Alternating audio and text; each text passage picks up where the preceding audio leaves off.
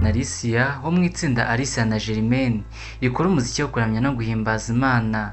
Ni umwe mu banyeshuri amagana ba Huye bambitswe ikoti ry'abaganga, umuhango ukomeye uzwi nka white coat ceremony. White coat ceremony ni umuhango wo kwambika abanyeshuri ikoti ry'abaganga cyangwa se itaburiya y'umweru, aho baba basoje icyiciro cya mbere cy'imyaka 3 mu buvuzi. Abanyeshuri ba Huye bakoreye ibi birori ni abiga mu mwaka wa 3 muri medicine, clinical psychology na pharmacy. Ni ibirori byabaye tariki 13 Gashyantare 2026 muri Huye, aho habaye umuhango wo kurahirira inshingano ku banyeshuri barangije icyiciro cya mbere mu masomo ajyanye n'ubuvuzi. Ubuyobozi bwa bwabasabye kwimakaza amahame y'umwuga, bagakora inshingano zabo neza, bagatanga serivisi nziza. Muri aba banyeshuri bakoze iyi ndahiro harimo Ufitimana Alicia ubarizwa mu itsinda Alicia na Germaine rikunzwe cyane mu muziki wo kuramya no guhimbaza Imana, usanzwe yiga muri Huye ibijyanye na medicine and surgery. Iri tsinda rikunzwe mu ndirimbo zirimo Ibendera, Uriyo, Rugaba, Ndahiriwe, Urufatiro n'izindi.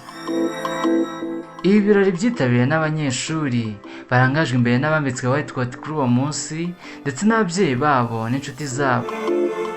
Alicia yataramiye abitabiriye ibi birori, abaririmbira indirimbo ebyiri, Uriyo na Ibendera, yereka urukundo rwinshi, ibintu byagaragaje ko itsinda Alicia na Germaine rikomeye i Huye. Mbere y'ibi birori, Alicia yanditse ku rukuta rwe rwa Instagram ati Imana ingejeje aha, urugendo rurakomeje, umuhamagaro wanjye urasobanutse neza, kandi ntewe ishema no kuba ndi guhinduka umugore ukomeye wifitiye icyizere kandi ufite imyitwarire myiza. Mu kiganiro na Aba Music, Rebi ireberera umuziki wa Alicia na Germaine, Alicia yabajijwe indirimbo y'ishimwe iri mu mutima we, ahita aririmba ati ndangurure indirimbo by'urukundo rwinshi yankunze kera, yankunze utazashira, yansanze nihebye nabuze undengera, ati humura mwana wanjye nagukunze utazashira.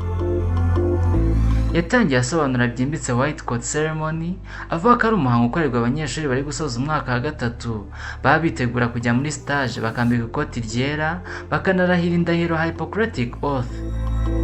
Abanyeshuri barahiriye kuzagirira ibanga abarwayi, kuzavura neza, kuzubahiriza neza amahame y'umwuga w'abaganga.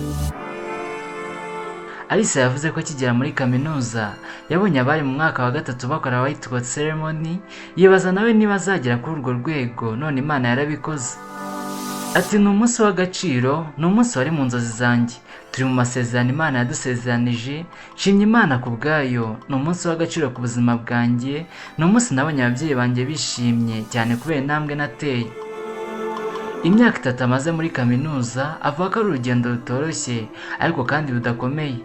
Ati ni urugendo rurimo ibintu byose, rurimo ibyoroshye n'ibikomeye, harimo imikoro n'ibizami, kwitabira ishuri kuva ku wa mbere kugeza ku wa 5 kandi umunsi wose, bisaba kubikunda nk'uko nabivuze, ariko nyine bitwaye imbaraga z'umubiri. Yakomeje ashimira Imana ko yamushoboje akavuye mu cyiciro kimwe ageze mu kindi, avuga ko ari urugendo yigiyemo ibintu byinshi birimo kubana n'abandi neza kandi no kwimenya, kuko muri kaminuza buri umwe yimenya. Abantu batanashimira cyane mu mwaka wa 3 amaze muri Huye, yavuze ko uwa mbere ari se, hagakurikiraho mama we, musaza we Germaine Ufitimana, nawe ubwe yishyiramo anashimira umuntu wamufashije gusa ibyo azakurikirana muri kaminuza.